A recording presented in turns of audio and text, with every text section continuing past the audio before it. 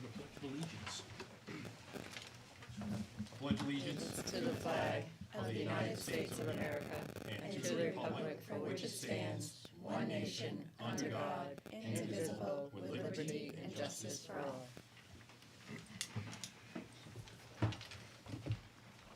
Next up, roll call. Doreen Whittenberg. Randy Pelletier. Eunice Landry. Eliza Drole. Jason Henry. Tim Broderick.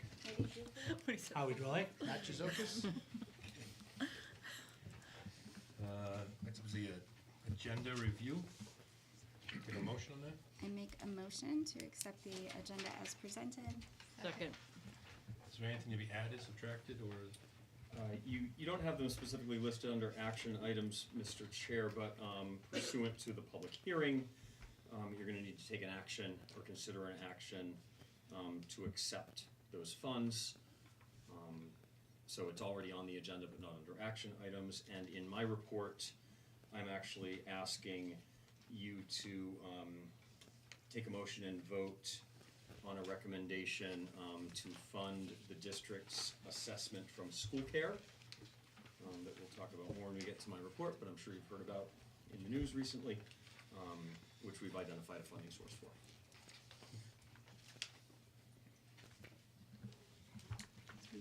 After done, I should maybe take a motion after this one. Okay. Anybody else? All right, seeing none, all in favor? Aye. That being said, I will open the public hearing.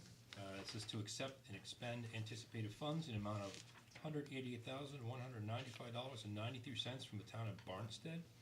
And I will turn it over to the superintendent who will explain what that is. So you actually saw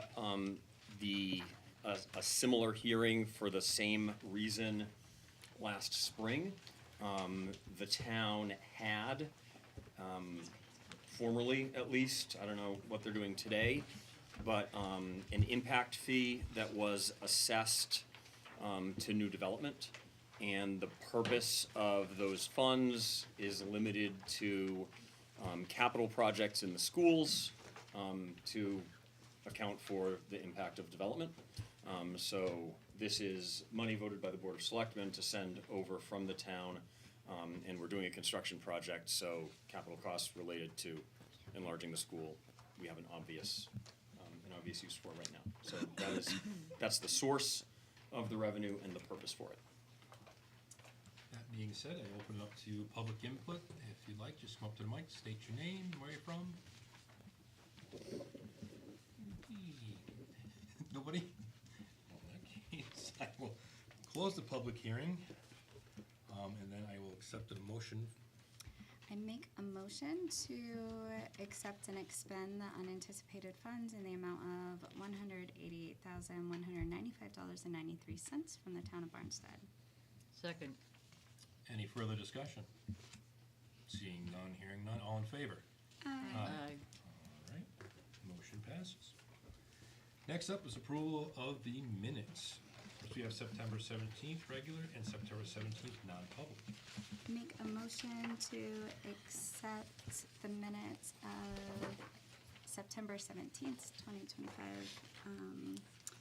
Do you want two separate motions? Yeah, you can do it. Public and non-public meeting Second. minutes.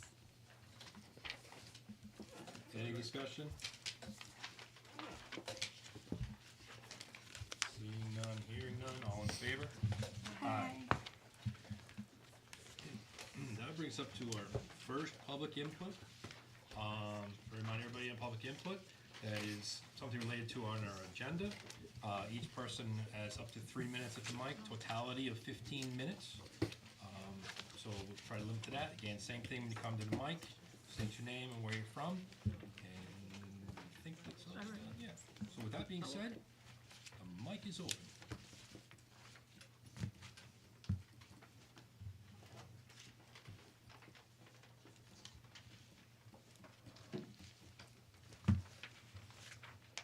Diana Black, Barnstead. Apologize for my tardiness. I was at a retirement party. I have actually a question, which some of you board members were on.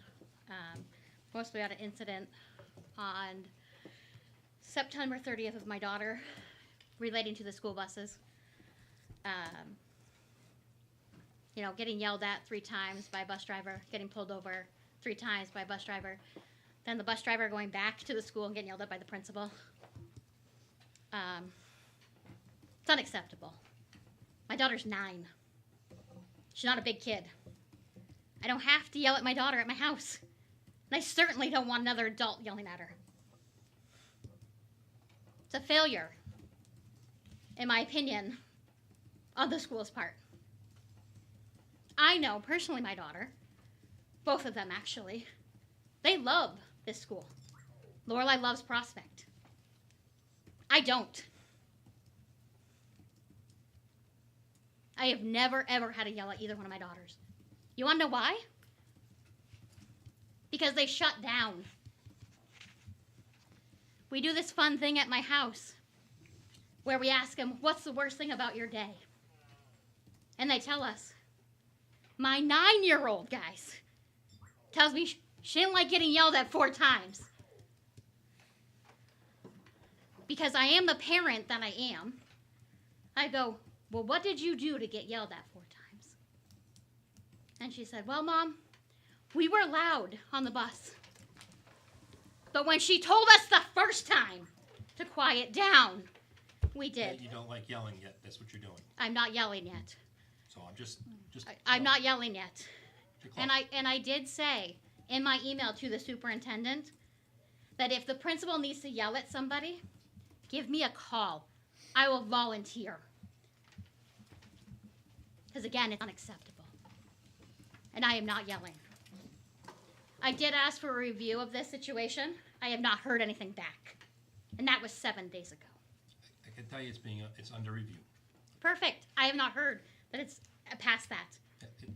So usually I like to go back and forth, but it takes time. I do a ton of investigations. It is being under review. If I talk with the superintendent, it is under review. Perfect. I hope I get to hear the review of that. But for bus, I understand the bus drivers are stressed. They don't know the routes. It's never acceptable 4 times. It's never acceptable to bring them back to a school to make them later getting home. They get home late enough. That's all I got to say about it. Thank you.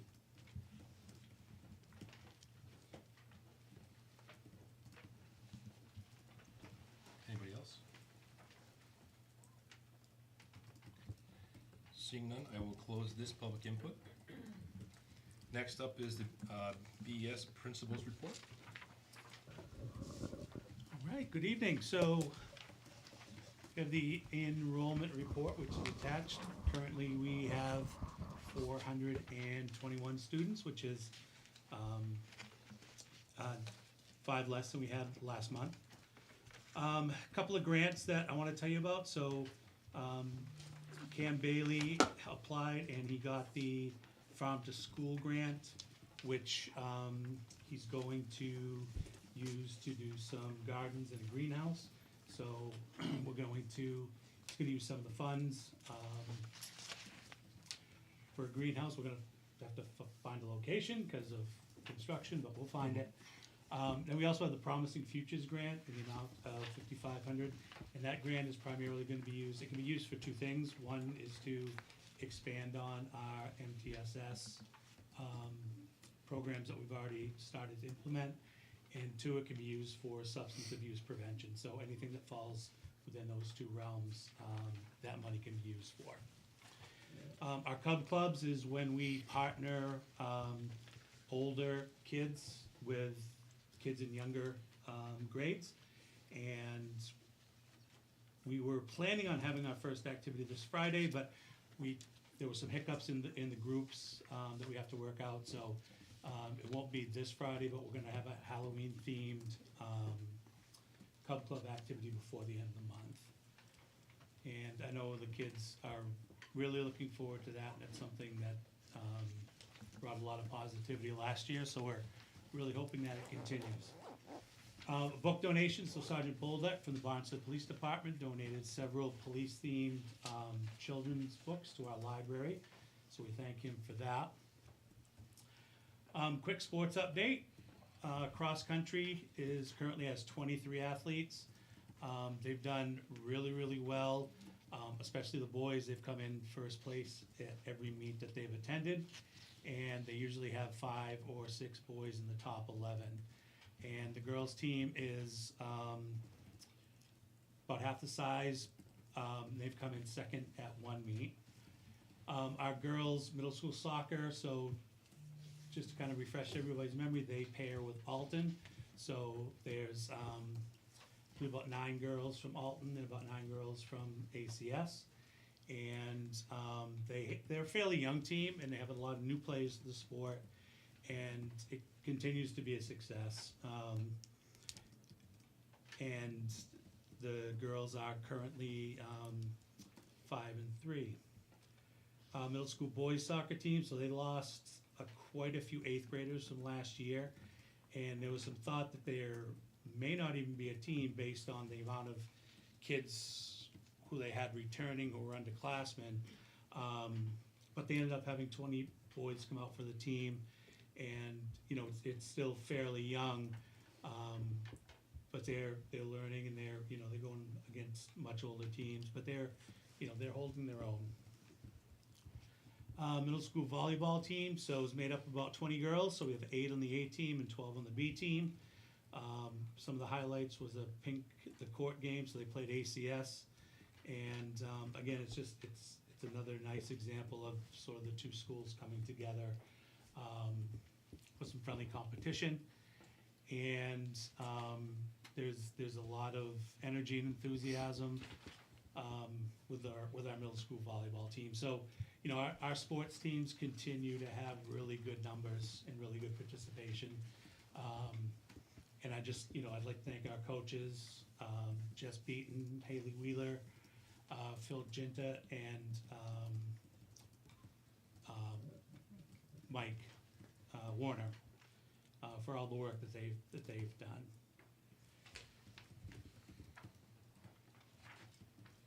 So we've had 3 students partake in some podcasts that they've sort of in a partnership with TL Store and Rob Ellis. So Amity Author and Chloe Leonard interviewed Milestone Construction, and both of those interviews went really well. And then Aurora Grammaticus interviewed Assistant Superintendent Matt Jazokis. They talked about grades. And we're gonna, I talked to Rob the other day, and that's something that we want to keep going, because, the girls did a great job. It's a great way to get information out to, the public. Again, it's another good partnership with, with TL Store. So they've got a lot of future interviews lined up, so I'm really excited about that. Rob approached me about maybe doing like a podcast based on school news. So at the end of the week, kids would get on, do a podcast about things that happened that week and things that are upcoming. So we're looking to sort of get that off the ground as well. So for this fall, we had our base clubs. One mistake we made with our base clubs last year is we had a lot of them go in the fall, and then all of a sudden we ran out of money. So we didn't really. So this year we said we're gonna allocate a certain amount of money for fall, winter, and then spring. So this fall we have staff members that are running an art club, an outdoor games, intramural sports, journalism, and a Lego club. And again, the numbers are pretty good for those clubs. I don't have them right in front of me, but I know I think the art club had, I want to say 20 to 25 kids in that club. So, and then the other thing that I didn't put in the report, but our drama club has started with their production. I think they had, I want to say 35 kids audition for the play, and talking to our director, she'll make parts for everybody. If anybody wants a speaking part, she'll make one. So there's a lot of good things happening with sort of our extracurricular club stuff. So And that is my report for tonight. If anybody has any questions? Any questions of the principal? Hi, Phil. All right. It's nice to see not only the athletic update, but the updates with the other opportunities for some of the kids, such as drama, art, and the participation. That's great. I guess a logistical question. Can they still use the stage for like prepping, or they're using like the cafeteria? They're rehearsing the cafeteria, and the play will actually be up at Prospect. Yeah, which will be nice. That's Which a would great be nice, idea. yeah. Oh, thank you very much. Looks like big time for them. Yeah. Yeah. Next up is special education report in our packet. Any questions? Seeing none, all right. Also in our packet here is we have a report from Buildings and Grounds, Mr. Ascot. And I'm sure under your stuff you'll probably give a building update on your stuff. I'm actually not. Mrs. Landry? How are we doing? We're doing, yeah. Our administrators were busy on Thursday, so they weren't able to go to the meeting, but I'm sure everybody knows the steel is going up. So a lot of work out there. They're working on bathrooms outside of the A wing. They ran into some asbestos, so they're working on an abatement there. And as soon as that area is done, then they're gonna start working on the exit out of the C wing for the addition on that side and the steel work there. Discussions about the retaining wall.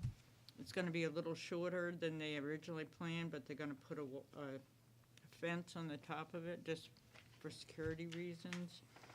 Speaking of fences, there was discussion about the height of the fence for the playground, and what type of fence it should be, so that all got resolved. Talking about the cisterns that we need for the fire suppression system, and they discovered that the one tank that we've been using is steel, so they're really recommending that we get 4 new ones to meet the capacity that we'll need for the whole school. So that was all discussed.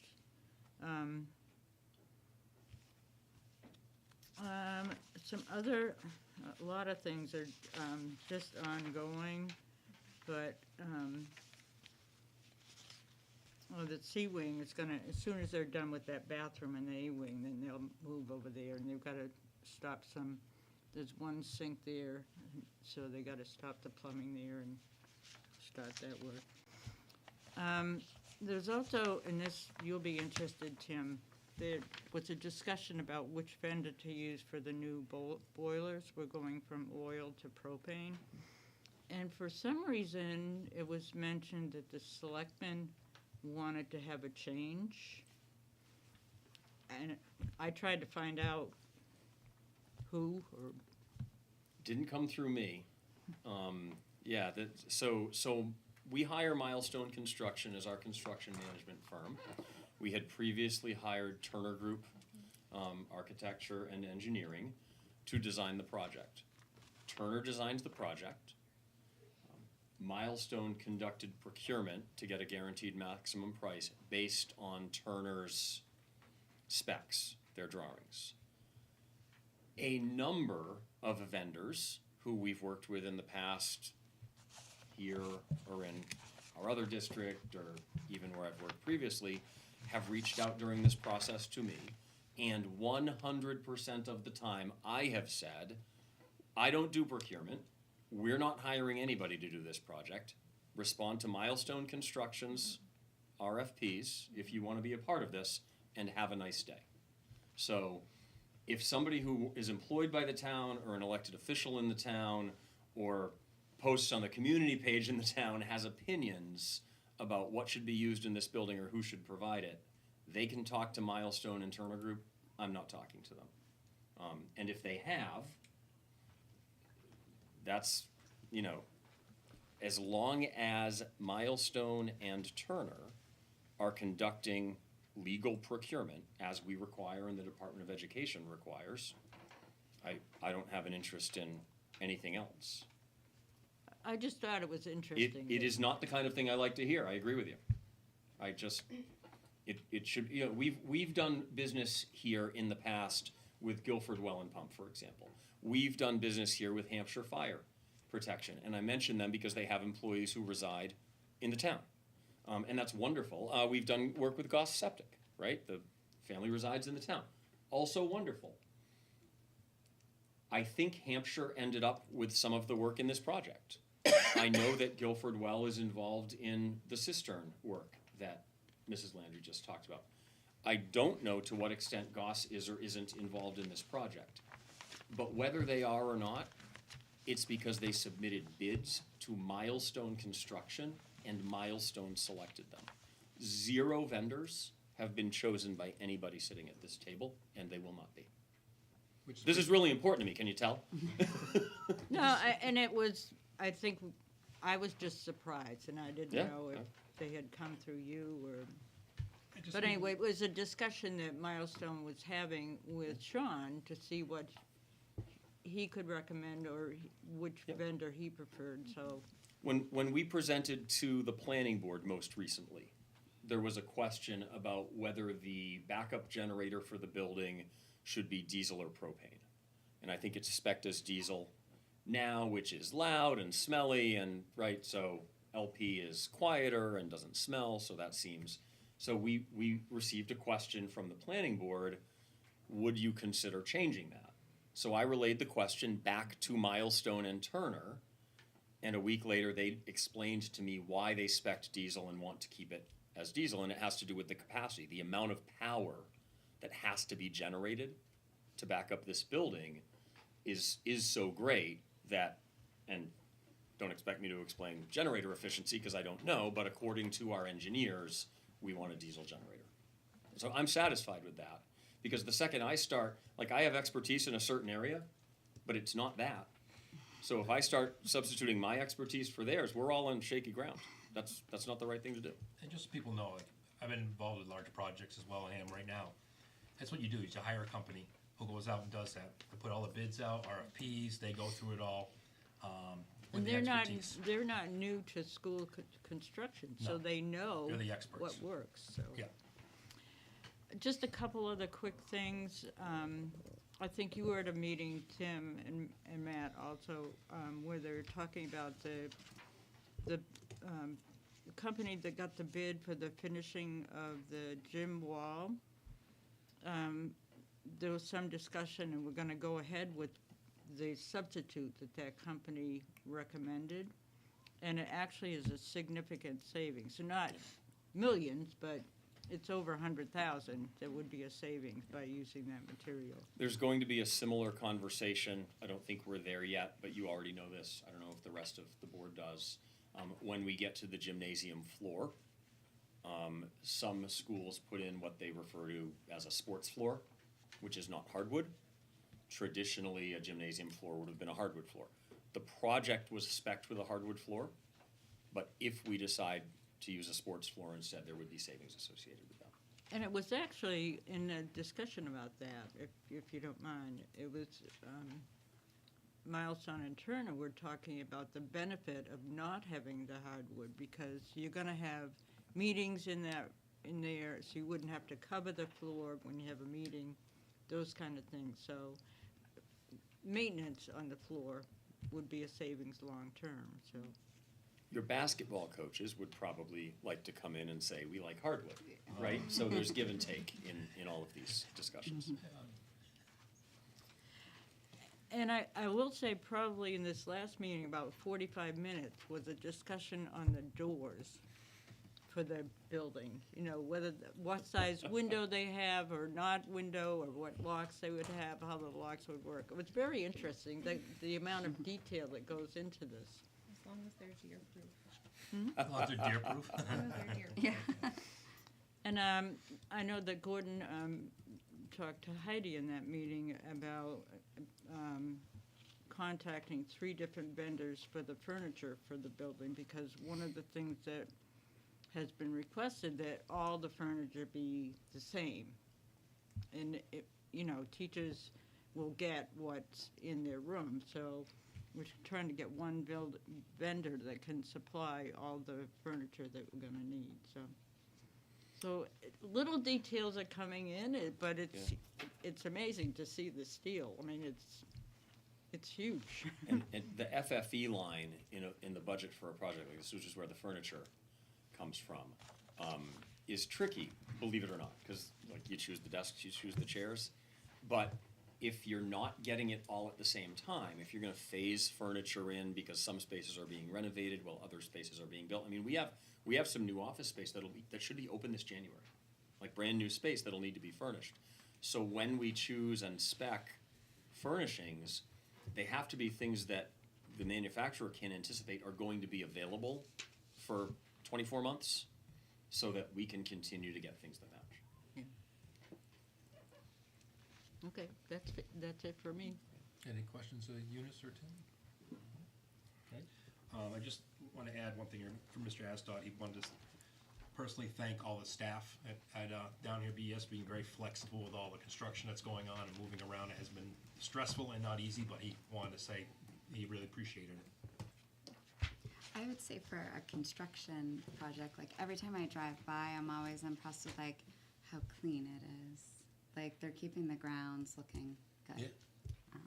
So that's not always the case in construction projects. So. All right, we're up to SAU administration. First up is financial report, revenue and expenses. Heidi? Anything exciting to share at this point? Still working on encumbering. It's because she's letting me talk about school care. Do you have any other questions? Any questions of Heidi? All right, next up is the technology report, which is in our packet. Does anybody have any questions or concerns on technology? I guess I just have a question. So I noticed that I can see my son's grades on Infinite Campus now, but like I didn't get a notification or anything. It just showed up because I already have it for the high school. Can everyone or no? Should I try and you can tell me if I get this right? You can try, yep. So the first time this is set up for each family actually requires a conversation right now. There could be a way to automate it in the future, which our IT folks will keep working on with Infinite Campus.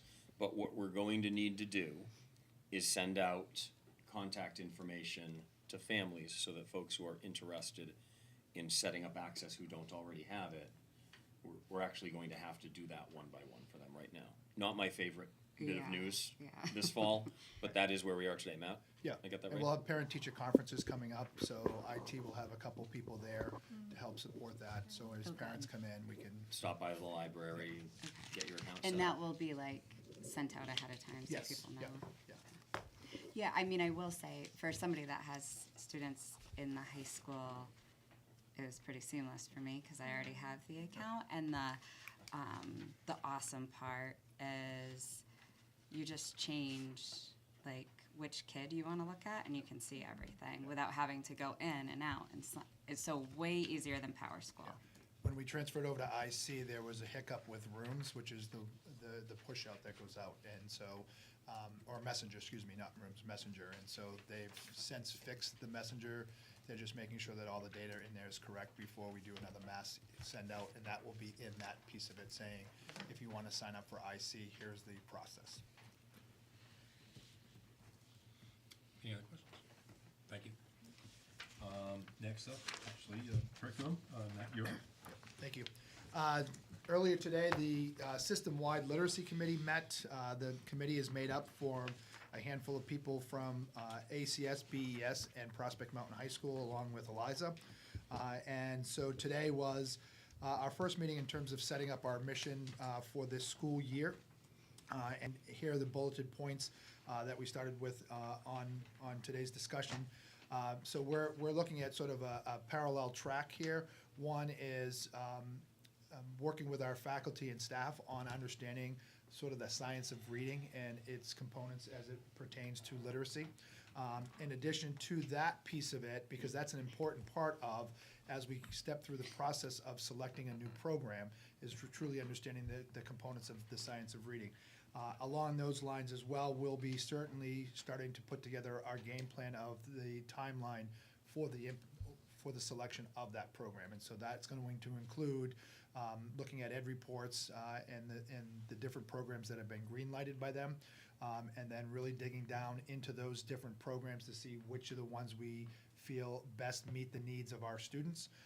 And from there, then we'll go and take a look at them in advance to see, is it what we selected, is it really what it is while it's in action throughout New Hampshire? Then if it is, then we'll look at a pilot program sometime in probably March or April before making a decision. And it's important for us that we take this process slowly, because we have to get all of the collaboration and the stakeholders involved in it, because the feedback from our faculty is important as we step through this process. So it's a parallel line going. I know today we have a lot of people like, okay, when are we going to get to this time of piloting and stuff like that? But it's important to understand that we've got to take this journey together before we get to that destination. So there'll be more coming each month that we do that. And Liza, I don't know if you want to add anything to that? Yeah, I would just say, so this committee's been working, this is now the second year, and most of the members are returning members. There's a few new faces, but I think the energy to move forward just speaks to how effective our time has been. Like, because we've all been kind of learning along the way and like getting different perspectives from all three schools, as well as board members from a parent standpoint too. Like the energy is super positive. So last year, this time when we had our first meeting, it was what you'd expect of a committee about change. Like, people were just kind of like a little nervous, a little apprehensive of like, is ACS going to think BES isn't doing what they're supposed, is it going to be judgmental, I guess? And that dynamic isn't there at all. And now it's just really positive energy on how do we get others, as excited about what's to come. And the commitment to having the two schools kind of have a united front as people get to the high school. So it's stuff we've talked about for years, and it's finally coming to fruition, and people are like, let's do it tomorrow. Yeah. But we know we need to get everybody else there. So just great energy. Allie's a really good facilitator. So the 2 hours goes by really quick because we have a lot of work to do every time. So yeah, great work. Yeah, and Eliza mentioned there are some new people on the committee, and one of the things that we've done this year is we've taken our Title I staff and our interventionists, and we meet more frequently. So we meet probably every couple weeks. Tim and I and both interventionists from each school met last Monday and Tuesday. We attended the state assessment and accountability piece, and partly was to get that group of people working collectively together, because they're going to be taking a look at a lot of the data, but also them understanding from the state's perspective the different pieces that go along with the accountability in the assessments that we're doing. So it gave them a good insight as to the testing and stuff that goes along. So it's a good group of people that are coming together, much like Eliza said, sort of they're happy to be together working collaboratively in this venture. So November 4th will be our first professional development day. Again, we're focusing our key areas on instructional practices. We're going to be continuing our work on our scope and sequence from that we completed last year. Part of that piece will be looking at some common assessments at each of the units. Again, both schools working together on that piece of it. Looking at how to use data to inform instruction along formative assessments as well as performance tasks. The literacy committee will be doing some work. Again, part of this process is to also keep our faculty up to speed on the science of reading and the things that go along with that. And then we're going to do some AI training.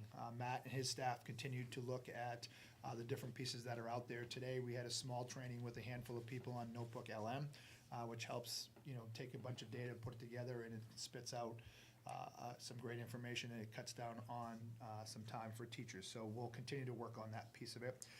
We'll finalize the schedule in the next couple weeks and get that out there. Along the same lines of what we've been doing, we want to put together a system-wide data team. Again, we've kind of started the process a little bit, but sort of collecting data is one thing. Getting the data in a format that makes sense, that's consistent, so as our first graders go to second, when eighth goes to ninth, and that information goes from our building to the high school, it's in the same format. So when we have professional development days, when we have teachers meeting with other teachers in the same grade levels, they're looking at the same data format, so that when we refer to that in meetings, they're like, oh, okay, I understand that, versus having different formats and people not really understanding that piece of it. So we'll continue to work on that piece of it. We're also including some people from the high school, because again, it doesn't stop at elementary. We've got to continue to dive down into our data.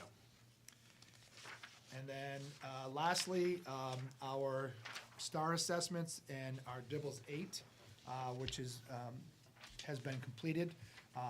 The administration, Title I, are working to finalize any makeup that we have. I think we're pretty much done here.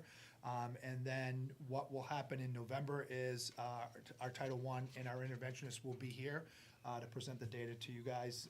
They'll also be presenting that data to the administration and to the faculty on that. So getting them involved in presenting it so that they understand it and being able to manipulate it. So it's exciting times for us. Awesome. Anybody have any questions?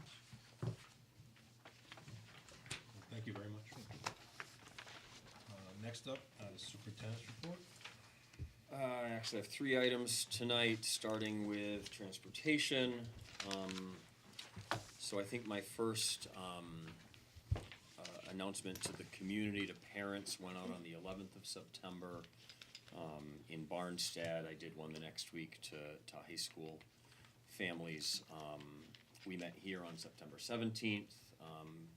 Randy asked a question about, what does it look like when a vendor is not performing to the standard required by their contract with the municipal body, the school district.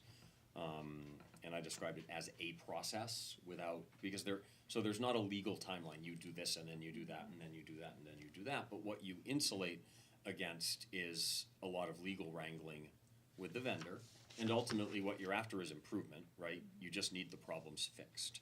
So on September 18th, I sent written notice to First Student that I thought it was possible they were not meeting their obligations under the contract. And if me saying I thought it was possible they were not meeting their obligations makes you chuckle, I get it. But that's how you start, right? Because this is a progressive kind of a process. I told them that around October 1st, I would be checking back in to see if there had been progress in what would amount to a week and a half, a couple of weeks. And October 2nd, I think it was, I talked to all of the principals, and we had one bus arrive at a school late that week. I called First Student's regional manager, had a conversation with him, and said, okay, it looks like there is some improvement. Things aren't perfect. We're going to stay in touch. We've been staying in touch since. To my written report, buses arriving at school on time, okay, seems to be happening, but that's not the end, right? There are still issues. We have a lot of new drivers. Still some drivers are in training. Those routes that are still being covered by substitutes are now stabilized. They're being covered by the same substitute day after day, so there's not this rotating cast of drivers like we had at the beginning of September, and that at least helps with some stability as they get employees through their training cycle. First Student's training cycle is multiple steps, right? They do classroom training, then there's a test, they do on-the-road training, they ride along with somebody else before they take over. So it is a bit of a process. They, and I have something, just had them email me today, so they are at 8 employees for Barnstead, either already driving routes or still farther through their training process now, including one who's ready to take the written test and get on a bus, a couple who are in the ride-along, ready to take over phases. New teachers, new employees, new bus drivers, even if they've been through training around managing student behavior and things like that, need some on-the-job experience and coaching, and some of them are requiring some of that. Some of them are struggling with student behavior. So for that reason, starting last week, first student has 2 monitors, behavior monitors, not riding on the same buses every day, but rotating on different routes, so it's kind of random. When there's a monitor on a bus is not, like, kids don't know, there's gonna be an extra adult on my bus on Wednesday afternoon. That person will be there when they're there, and they can do 2 things. They can help support a driver, even an experienced driver, and they can actually help with the kids.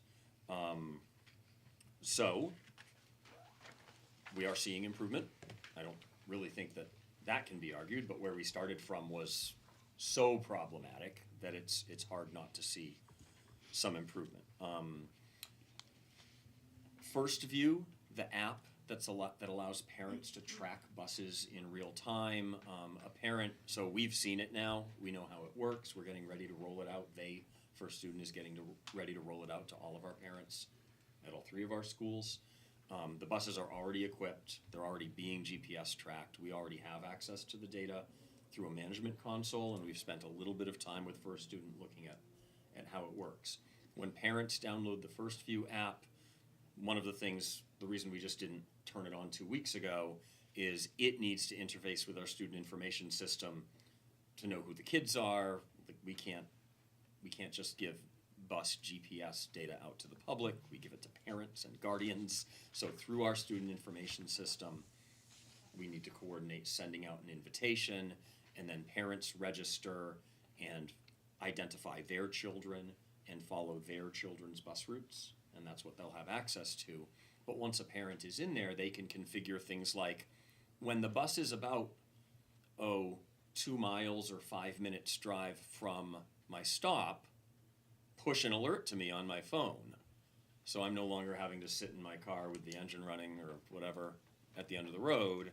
I can get that alert, put down the dishes or whatever I was doing, power down the computer, I don't know what people are doing, and then go meet their kids at the stop. I'm copied on all of the emails between our tech folks and the implementation people at First View, so I think we're gonna roll that out. We have a bus that does specialized transportation for some of our kids with IEPs for each elementary school. I think we're gonna go live with those small groups of parents first, as soon as, like, within the week, maybe by Friday, certainly next week. And then I think it's just a skip and a jump to inviting everybody to start using that product, which hopefully helps with some of people's stress levels, which they're entitled to after some of the experiences we had, especially a few weeks ago, hopefully not quite as much now, around the timeliness of our buses getting where they're supposed to be. So I hope First View will help. And like I said, I don't know exactly when it's gonna get, like, released to everybody, but I think we're within a couple of weeks of inviting everyone to download that if they want to and start using it. I will pause for questions. What's the next step if they don't continue to improve? Yeah, so it's easy. I mean, once you start the process, you just stay in touch. We're talking frequently. I think I'm pretty good at putting things in writing when I want there to be a written record for the future. Vendor relations are tricky. If you throw a vendor out, it's one thing to decide you don't like your plumber anymore and say you're done. But if you don't have another plumber lined up, it's a problem the next day when the pipes are clogged. So you've got to have a plan B if you really think you're getting that close. We're not there right now. We're just not. And if we jumped too fast, we'd end up spending a bunch of legal money that's like good money flowing out the door after bad, really, and not worth it. Like, our interest should be an improvement. This is an adjustment with a new vendor that happens to be taking place during a terrible employment crisis that every transportation company is facing. There's a driver shortage all over the state. I saw I think it was before your last meeting, there had just been a story on WMUR about the bus driver shortage across New Hampshire. It had nothing to do with us. That's So right. in reality, our hands are tied because If we were going. another bus company could be having the same problems trying to get drivers or knowing our routes or whatever, so. Well, so I would say two things to that. First, yes, another company would come in here and tell you, no, we guarantee we have plenty of drivers and we would never have this problem. And after you sign the contract, you would find out that they live in the same labor market as everybody else and do have this problem, Right. more than likely, or could stumble into this problem 6 months or a year later, right? They could tell you the truth, we have plenty of drivers available, and then a year later go, oops, we're having a hard time hiring drivers, right? It's just, the labor market is what it is. You know, we're not stuck in a bad contract. What I would say is it's too early to say it's a bad contract. It's, you know, First Student had this business until about 10 years ago when Butler Bus, the previous vendor, came in and won a competitive bid and took it away from them. I wasn't here for that transition, but I've heard it wasn't super smooth. And I think this can be part of what happens. Now, I will say, I've been through transportation company transitions in other school districts that were not like this. This is more about the employment situation, I think, than the trade-off. However, you know, First Student has told me a couple of things in the last few weeks that haven't made me super happy, including that if they had it to do over again, they might have reconfigured our routes over the summer. Well, then you should have, is my response to that. I mean, they're getting paid real money to do this work. And if in retrospect they think they should have taken a look at the routes, then they should have taken a look at the routes. They're a huge company. They're one of the largest, if not the largest, school transportation providers in the United States. They have the resources to do the work. If they think it needs to be done, they should do it. That's part of the deal. Nevertheless, they're following the routes that were already established here now, and they're going to continue. One thing I think we agreed on, they and I, very quickly, is you don't change them now. Get good at what you're doing now. That's our expectation. If you're going to change routes next summer, that's a different conversation. Get good at what you're doing now. So we're having a lot of discussion and concerns about getting students to and from school. But athletics is also a problem. And I was hearing just yesterday in one of our meetings about the concerns that parents were required to have their kids ride a bus to an athletic event. You're saying that's not true? I don't know. And, you know, the buses are leaving really early, so students are missing classes, and I tell you that is happening for the sport. Yeah, some are leaving early, some are leaving late. So in some cases, a bus is going out and doing its afternoon run, and then coming back and picking up kids for an athletic contest that should have started at 3:30 or 4, but they might now be arriving at 4. I'm not sure this is only affecting our schools, because there are other people who understand this business a little bit nodding right now. We've had other schools cancel on us. Other schools call our athletic director and say, hey, we can get there 2 hours early or an hour late. What's better for you? And we are making those calls. We can get there 2 hours early or an hour late. What do you like better? Do you want our kids and coach hanging around outside your school for an hour and a half? Or do you want it to get dark during the game? And you have some schools ran out of money and that their parents are required, if they want to play, they're driving the kids to the sporting event. well, but the concern was the parents didn't want their students to leave school so early. So they wanted to drive them to the event. And my impression was they were told they couldn't. So maybe that's something we have to work on. Yeah, you have to go with the team. So as always, if a parent comes to one of you with something like that, I would ask you to please have them just call me so I can connect them with the right administrator to figure it out. I mean, it was a board meeting. We were in a meeting, so it was just a discussion that was had, and I was surprised that, given the situation, that with the busing problem, that parents were not allowed to take their kids to a game. Not allowed strikes me as odd. I'm not sure we have that authority. Yeah. I would I I think would the like to learn rules more have about that. always been that they have to go with the team. But I do think that it's probably something that we need to look at if this continues, because I do hear what they're saying. I know, like, my daughter changed her schedule so that she had a class near the end of the day that wasn't a class that she felt like she'd get behind in, Right. knowing that when basketball season comes, she misses that class a lot. And, right? and that, So if I may though, that does Eliza, please, happen, that is an effect of New Hampshire high school interscholastic sports that's going to happen regardless Agreed. of the availability of busing, because our high school is in New Hampshire NHIAA Division III. We go to Berlin, we go to Fall Mountain, we go to we take some trips that require kids to leave school early Right. under normal I think circumstances. at the middle school levels where they might need to look at possible exceptions, if it's a matter of we've got to get there early, right? Because students, if their last classes of the day are whatever, math, and they're struggling in math, and they're always leaving early, and you could just drive them there, then I can see the argument. The other thing we have been able to do that's helped a little bit is we own some 10-passenger vans now. Right. Now, we bought 10-passenger vans for a reason.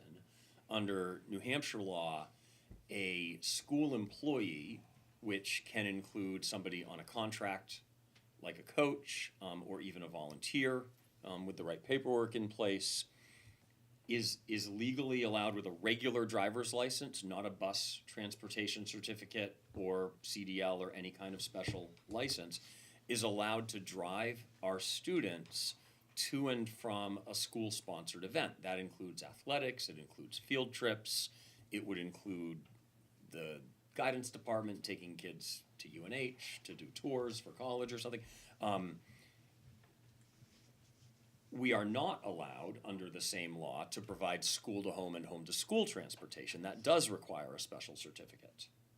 But any member of our staff, as long as we own or lease the van, you can't do it in a vehicle that the district doesn't own or lease, and you can't do it in a van or vehicle with a capacity of, I think, 13 or more is the limit. That requires a special license also. So the reason when we were able to buy vans over the last several years, we bought these particular Ford vans, is because they meet the legal criteria that allow us to say to a coach, hey, our options are you leave 2 hours early, or you get there an hour late, or here are the keys, and the coach takes the keys and the kids leave on time and they get there.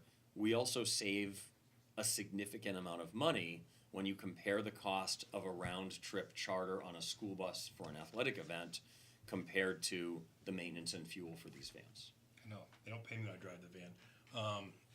But the vans are awesome because also, again, for sports, you can leave later because, again, the buses take forever. So the vans have been very useful. All the schools, Alton here and the high school has 2 of them, and we made it just so you know, as a joint board, we agreed that the schools could share the vans and we work out how it's paid for, so that way when we run into issues, and we've had to use them for sporting events, even soccer teams and other things, that has been a huge help this past year. Without those, we probably have more cancellations, kids leaving even earlier, and some other things that it's really been, a godsend. And our smaller teams really have helped. Golf, tennis, because I do the tennis, it's been really great. So we were a little progressive in getting those. At the time, people weren't thrilled, but it's worked out very well. This may not be a totally accurate number, but I tell principals and coaches all the time, every time you see kids get onto a yellow bus, assume we're spending $600. Now think about what it costs to fill the gas tank and maybe change a set of tires on a van every couple of years and not pay the drivers. Change the oil. It's interesting. So I like that we're being flexible when we can to make sure that we're not missing these events because it's really important. Safe to assume that to and from school takes priority, right? Like we're not in a situation where we've ever. Yeah, I didn't bring up athletics, did I? I talked about to and from school transportation. I just and wanna no, get back to absolutely, Brandy. My report's School about first students' transportation. performance because that's my priority.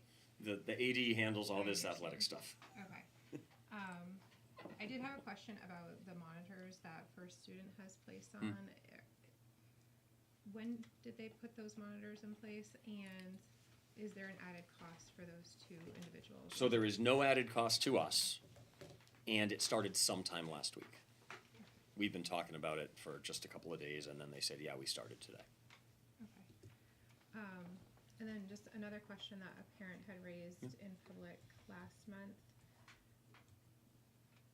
I know sometimes it's pivoting at the end of the day and what have you, but has there been any better communication with the students themselves as far as like, hey, this is why you're being held at school a little bit later today, we're waiting on a bus driver, or are we still having concerns with kids, not really understanding why they're having to be late getting home or vice versa?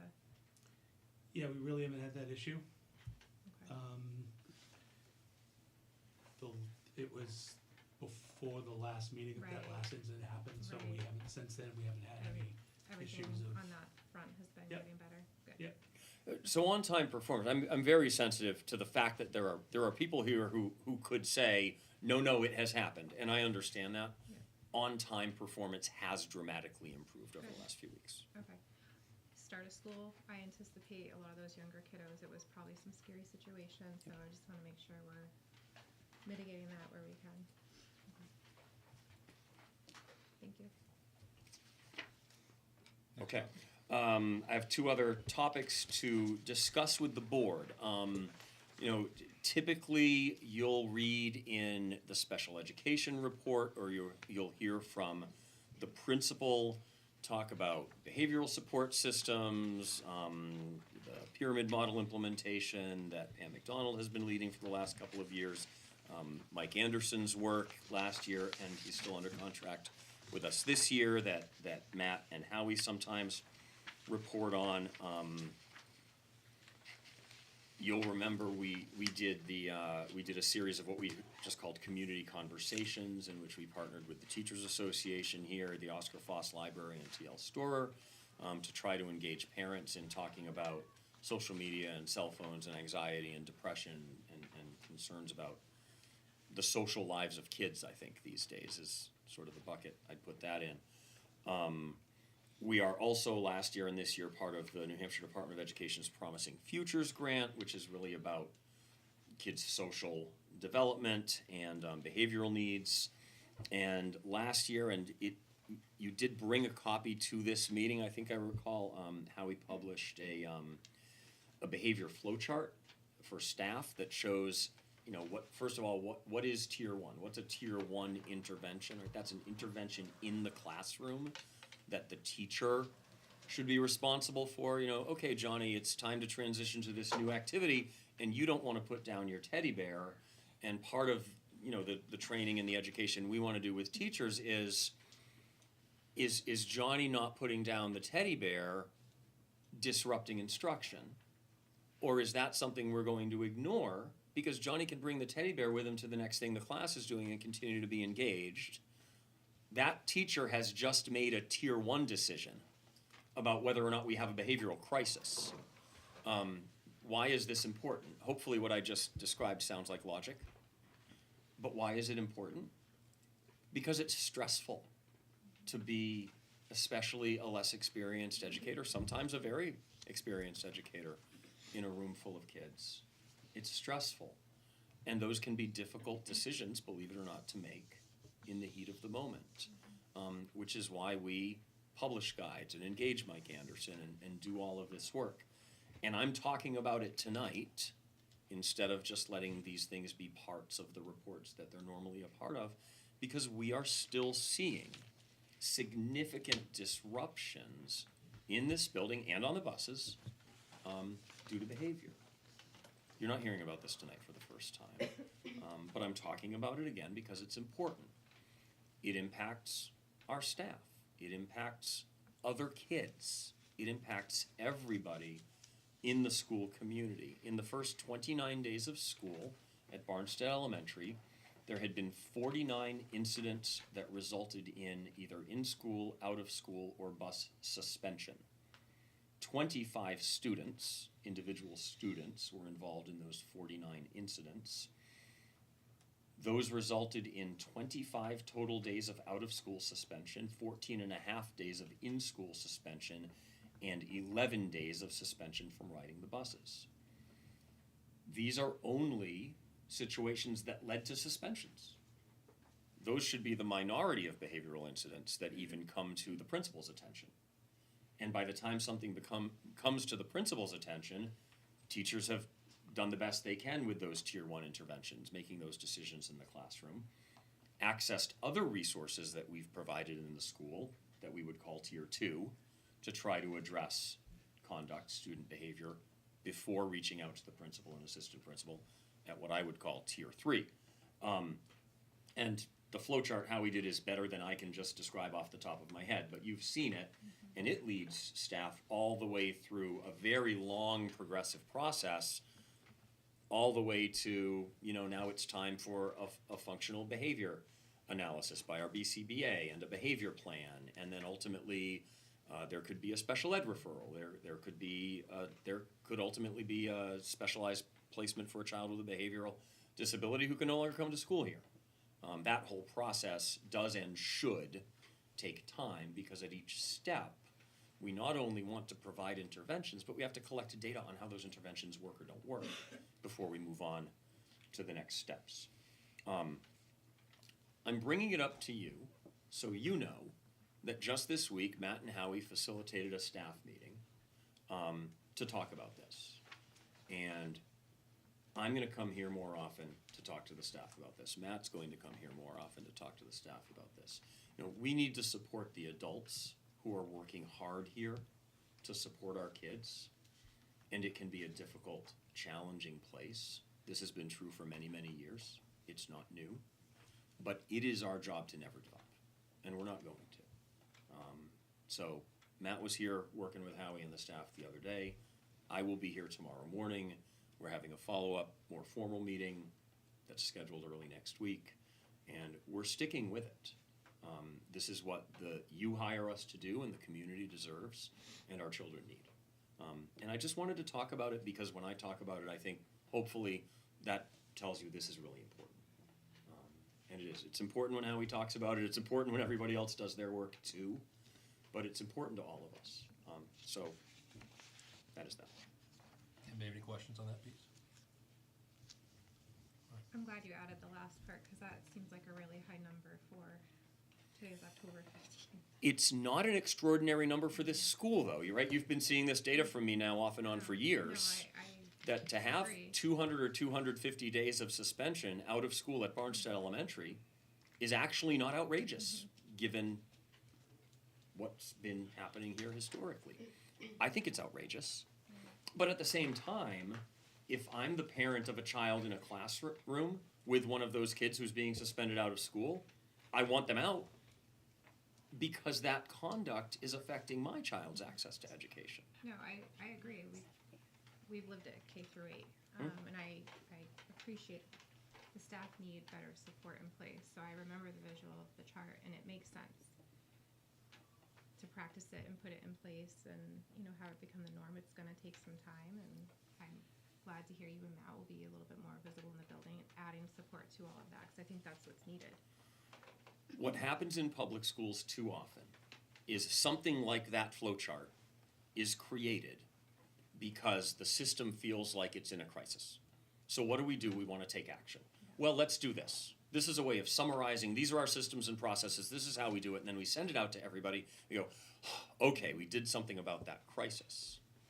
It is not unusual a year later when you're talking about something, or 6 months later, you fill in the amount of time. When talking about something like this, to hear a teacher who's been in public education for a while go, oh, are we still doing that? Mm-hmm. This is where administration actually matters a little bit. It's our job to provide consistency. People need to see that and feel it and use it and observe that it's in place, that we're following it, right? It's not just something we did because we were stressed for a few weeks 18 months ago. It's something we did because it's the right thing for the system, for the school.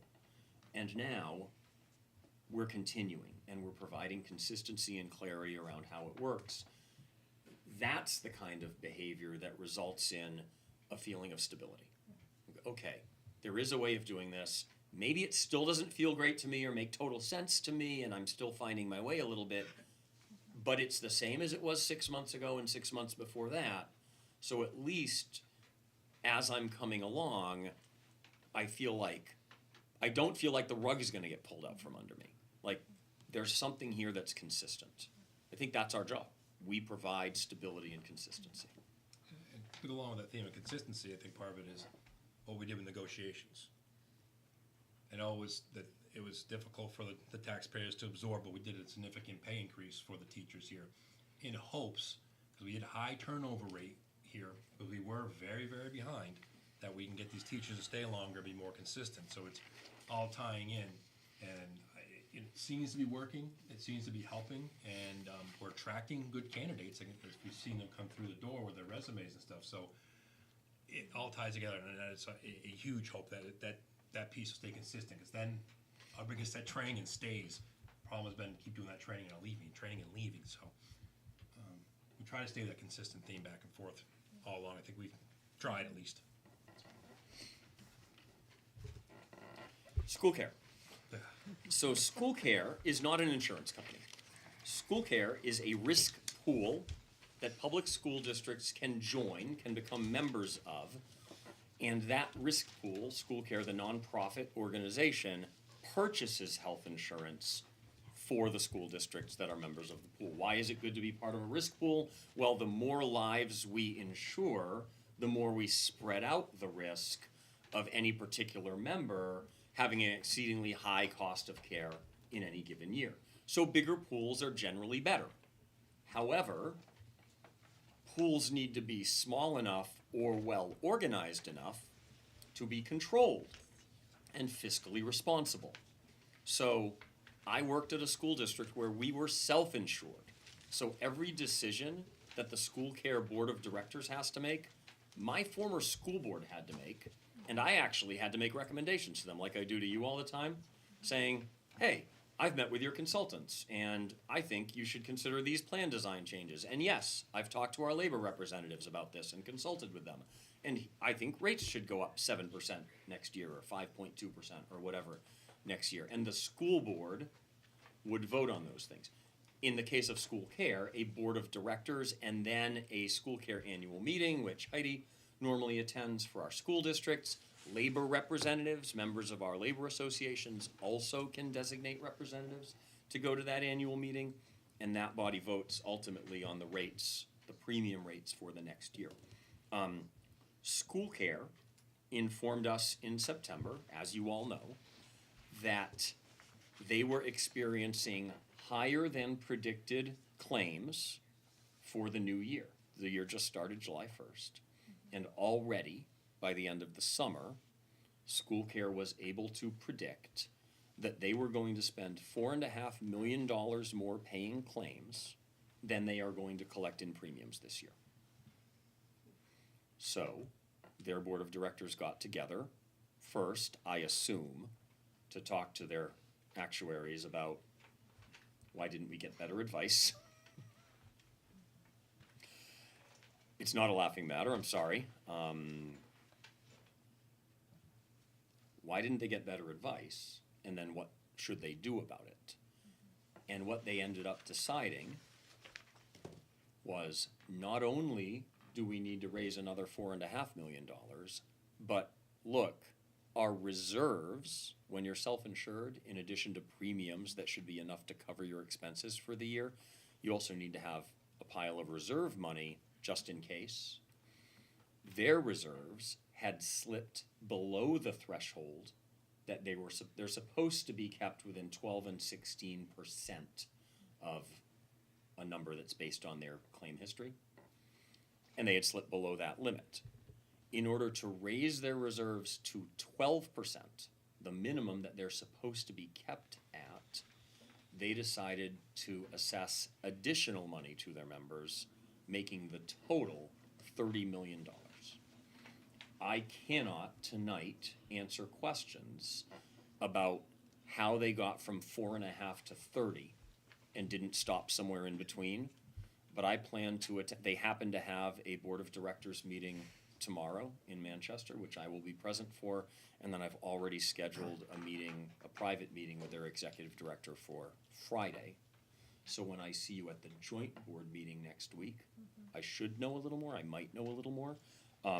Nevertheless, they have sent out on October 1st assessment invoices to all of their members, essentially telling us what we owe. Payable immediately, but with no interest penalty through December 31st, so essentially payable by December 31st. And then starting in January, there's a small interest assessment that it's really not that much.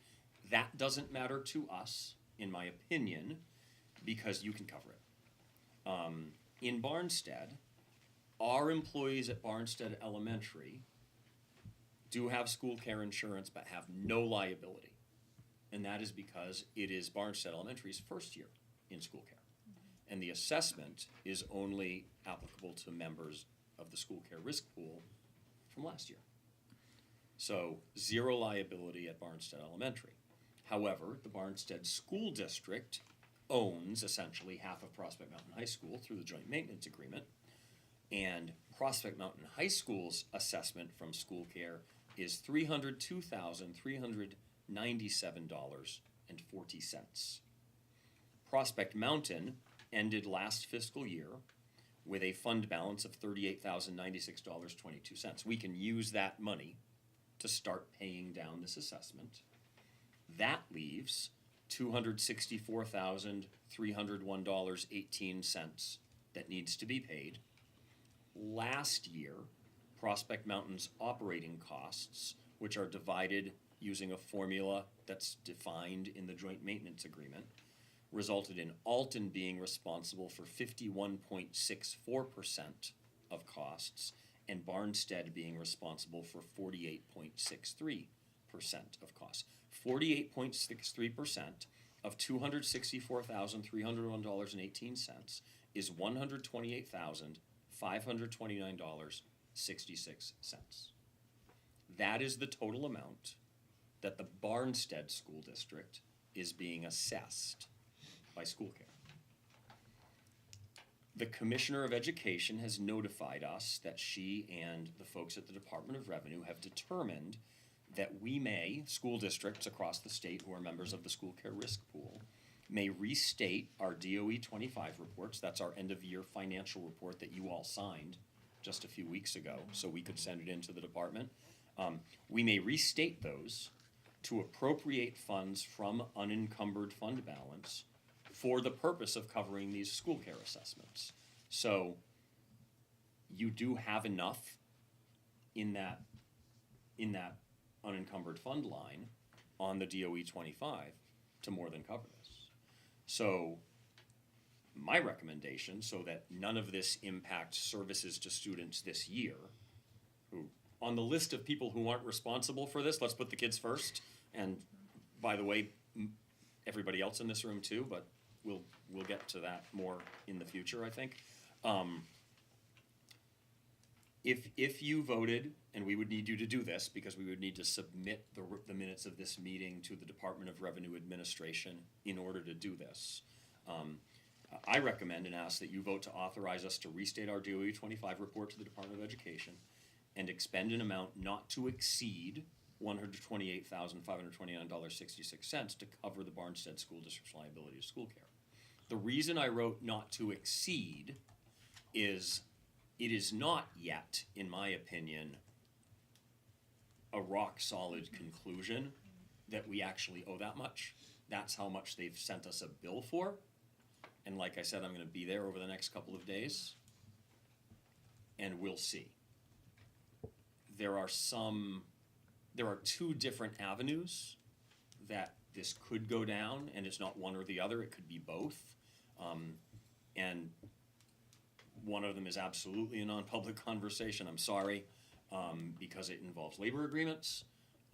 But just the public already should know this if you've been in New Hampshire for a while, when school care has been required to return funds to school districts in the past, NEA New Hampshire has shown up immediately to demand that employees were also refunded whatever percentage of premiums they had paid. Now we're receiving an assessment for additional liability, so there is an open question that I know is in front of NEA New Hampshire's legal department right now because I wrote them the letter asking, what do you think about this? They haven't responded yet. And then the other road has to do with that, how did the school care board of directors get from $4.5 million to $30 million? And I don't think there's a question about whether or not they have the legal authority to do that. They probably do, but I'm not a lawyer. But how did they get from 4.5 to 30? And is there no conversation about that? I'm not sure that's a closed topic yet. Like even bigger than that, like how did they even get to this point, right? I mean, that root cause, like really poor planning on their part. And this is significant sometimes, like, I don't, Yeah. it's like Salem, it's like it's over $1 million for them in that district. I do have It's a crazy. question about the DOE 25. So,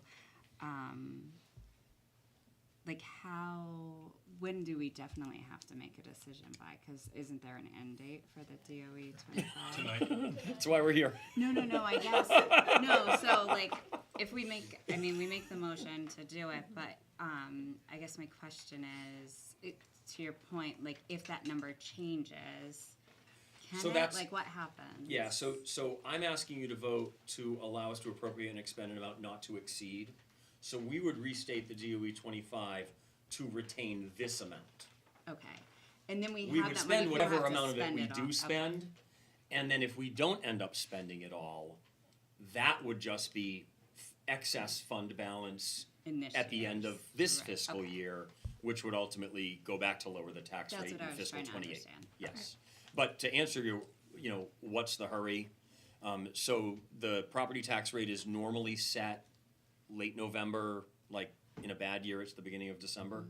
In a great year, it's next week, or maybe that's not great, but you know what I mean? It can't be done until this is done. Right. Like those DOE 25s are due to the Department of Education on September 1st. We have a grace period until the end of the month that almost every district in the state takes advantage of. But by October, the department is supposed to have everybody's DOE 25s. They've already been processing them with DRA, so DRA can work with town governments to set property tax rates. And now a bunch of school care member school districts are gonna change the numbers. So it's like it is right now. You want a motion? I make a motion to authorize the SAU to reinstate our DOE 25 report and expend an amount not to exceed $128,529.66 to cover the district's liability to school care. Second. further discussion? Seeing none, hearing none, all in favor? Aye. Thank you. Thank you. Anxious to hear your updates next week. Yeah. I imagine you'll learn more. Is there any more, you guys have any more questions to the superintendent? Okay. Then next up, we are to personnel. We have a math interventionist. Thank you, good Lord. It has been a long time coming. I make a motion to accept the nomination of Brianna Dugan as Title I Math Interventionist. Second. Any discussion? Mine's blank. I was like, what are you guys reading? But yours has. Oh, the there was an third. updated one. Yeah, I handed one out tonight you're fine. on the table. It's fine. I got it. So this, It's literally right in front of me. Oh, okay. Sorry. Thank you. Do you need a Nikki's. second? I second. All in favor? Aye. this puts us one teaching position away from full staffing of teachers. If anyone knows anyone who would like to work as a paraeducator, please have them apply tomorrow. Bless those that brings us up to our next public input. Same thing as before, 3 minutes, totality 15 minutes, and come to the mic and say who you are and where you're from. Can You I dip it adjust? down if you need to, it's a little high up there. I don't know, you might be able to just hear me, but does this go down? No? Yeah, it does. Now you wanna help her? Oh, it is? Okay. Well, can you hear me? It's a small room, we can hear you. Yeah. My name is Maria Gubalini, at 419 South Barnstead Road. I have a 10-year-old daughter in 5th grade. I'm glad that, a couple of things were brought up tonight, particularly the behavioral concerns, as well as the bus issues, because the bus issues have actually caused me to change my whole work routine, because I don't want my daughter taking the bus any longer. And there have been some pretty significant changes in this building over the last 5 years, and I think it's important to kind of take a step back and really process, before we make a decision and a change such as a school bus company, to really think about that, because a bus company, it's just a bus company, but it's part of a child's daily routine. And the truth is that this bus company was in our district for 10 years, and the staff that were operating the buses had relationships with our children. Our bus driver accommodated my daughter to no extent because she has anxiety. When she would take them to ski club, she would take pictures and send them to me. We had a relationship, and I think it's important to remember that when you're making significant changes, that you're also impacting the children and the families. Our bus driver was like our family member in some ways. So really thinking about, when you're making a change that's going to significantly impact a child's daily activities, to think about that. Now, the behaviors in the special education, I know that I can't ask you questions, but it would be helpful for me to know, because I did see in the agenda that the special education director was to present information. I see that the special education director is not present. Is that something that's typical for Barnstead School Board to follow, for the special ed director not to be present and to We have a present? report in The our report. packet. Okay. Is, because we don't have a copy of that report, will that be a part of the minutes for the next? Always.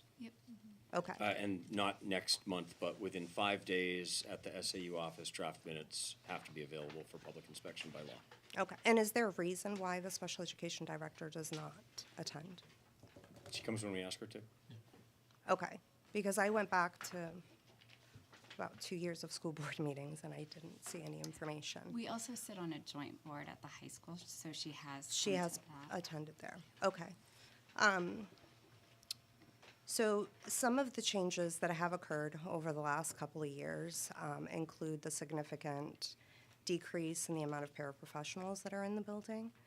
Given that this is a very needy building when it comes to behavior, we went from having 28 back in 2021 to now having, I think, like 16 is what is in your directory.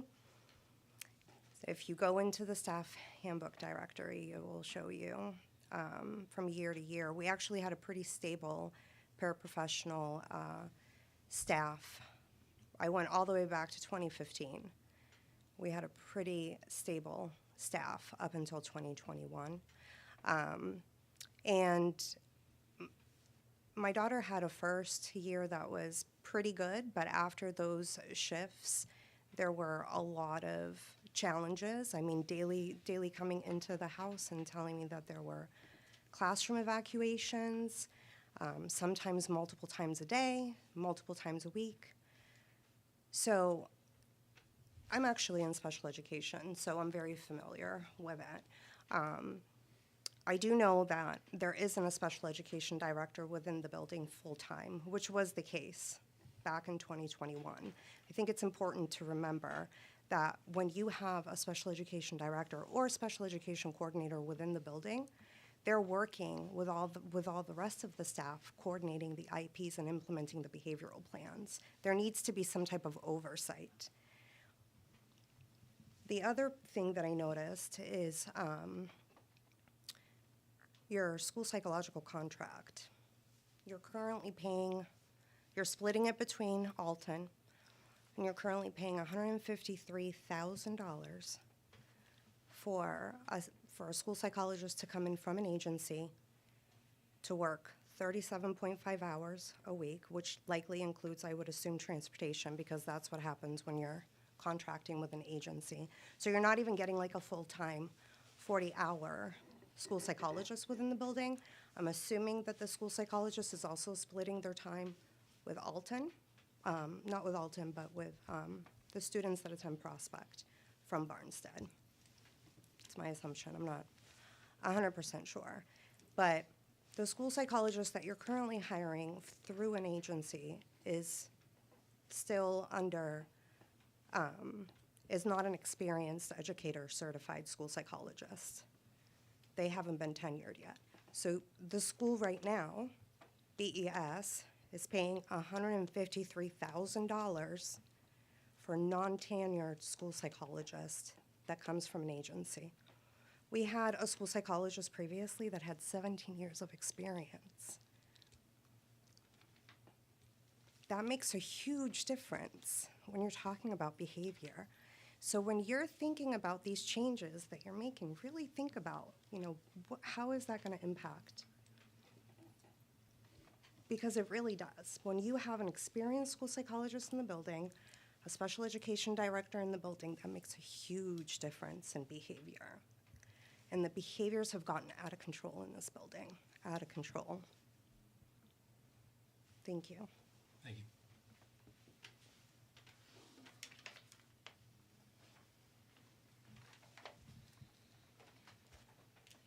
The mic's open.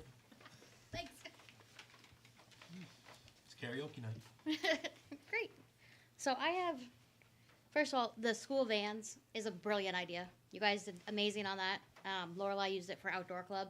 They went hike in the White Mountains, and then all the stinky ones came back and on one van. It was great. So my first question actually is, I know we're not supposed to talk or whatever, but you came up with 51.64% for Alton, 48.63% for Barnstead. I don't get it, I guess. It's Mostly based- because I thought we were split in It's half. based on population. It's the enrollment at Prospect Mountain in a given year. Okay, that makes, okay, Right. perfect. Like So it's a actually snapshot worse, in right? time. So goodness. capital costs are supposed to be divided 50-50 between the two towns. Okay, So maintenance of the high school building, improvements to the campus, capital. Operating costs, personnel, supplies, books, gas for the vans. That stuff is divided proportionally based on enrollment students from each town. And that's where those weird percentages come from, And it changes every year. every year. great. Cool, I had no idea. And then my second question actually is for you, because we brought up Dibbles last time. Elodie went through it, she's very excited. You mentioned that they're going to share the information with the board in November. Are the parents gonna get any of that data? How is that being, and my question also is, because you said the literacy program and you're gonna pilot, so Dibbles isn't part of that, or it is, or it's just testing? If you like to answer. Yeah. So Dibbles would be separate from a program that we select for our reading program.